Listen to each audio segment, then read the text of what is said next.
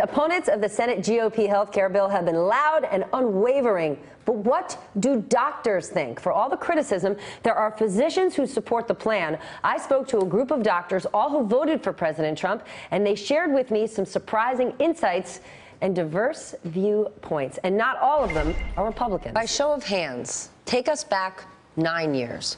Who thinks that Obamacare made health care better for patients? No one. When you look at the new Senate health care bill that's proposed, do you believe it is better than the Affordable Health Care Act for patients? I think if we could actually come up with a robust bipartisan plan, a compromise perhaps, not necessarily the repeal and replace, somewhere doctors and patients stopped having a relationship, and that happened under the Affordable Care Act. Dr. Coca, you didn't raise your hand. Not. If it passes, the success will be determined, just like the success is determined with the ACA. How much are average Americans paying out of pocket for their health care? When you think about all of the people who are on Medicaid, it's children, it's 64% of people who live in nursing homes, and they're scared. They're scared when they look at these numbers that they're going to lose this protection. Here's a problem. We in this country focus so much on treatment of disease. We need to shift the focus to prevention, and you do prevention by developing a doctor-patient relationship, as Nicole just alluded to. You cannot develop a doctor-patient relationship when I have the government in my exam room. Medicaid supposedly was to give people insurance so that they could stay out of the emergency room and get a relationship with a doctor on the outside. But that hasn't worked out because doctors don't take Medicaid. A lot of the hype right now about the Medicaid cuts, I think people don't understand that these are not cuts in existing benefits. These are cuts in the progression and the increase in Medicaid spending. Show of hands, who agrees that this new Senate bill is most beneficial or more beneficial to the average hardworking American? Oh, definitely. Who agrees that this new Senate bill is most beneficial to poor Americans? Ultimately.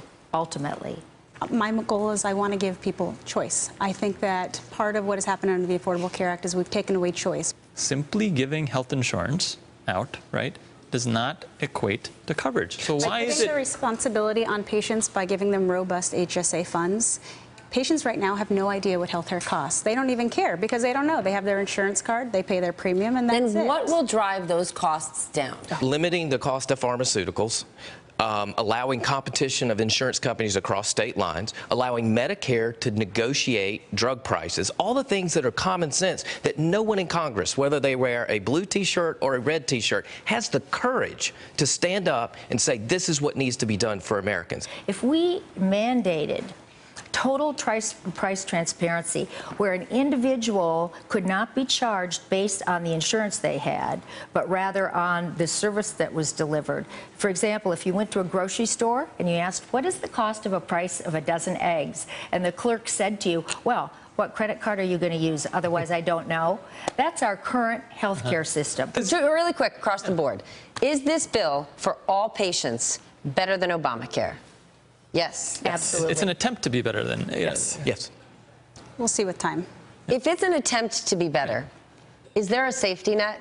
We can all say here, I love the idea of free markets, but if free markets fail, many of us here could say, well, I can protect my family. For those who can't, if this experiment doesn't work, where's the safety net? The safety net lies within the states. The states will have more liability to cover these uninsured patients, and what will possibly we'll see are increase in state taxes. If you were to sit down with Mitch McConnell and say, Leader McConnell, here is what you need to do to get this thing through, speaking as a doctor, what would you tell him right now?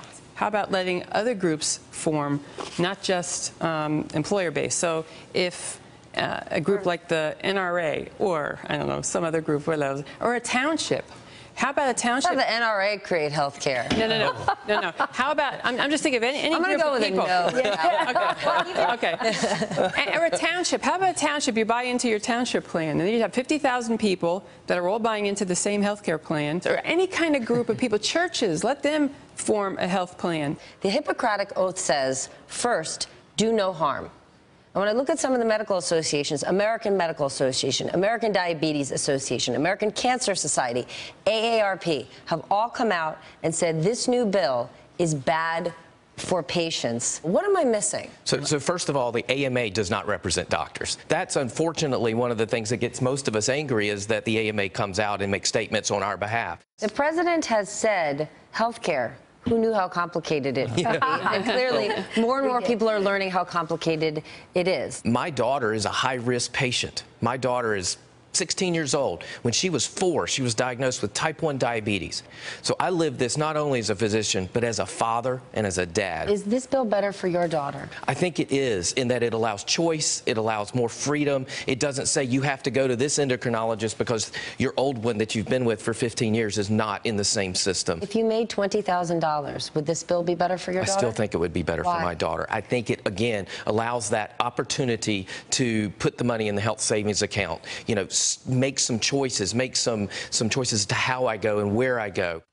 Hey there, I'm Chris Hayes from MSNBC. Thanks for watching MSNBC on YouTube. If you want to keep up to date with the videos we're putting out, you can click subscribe just below me, or click over on this list to see lots of other great videos.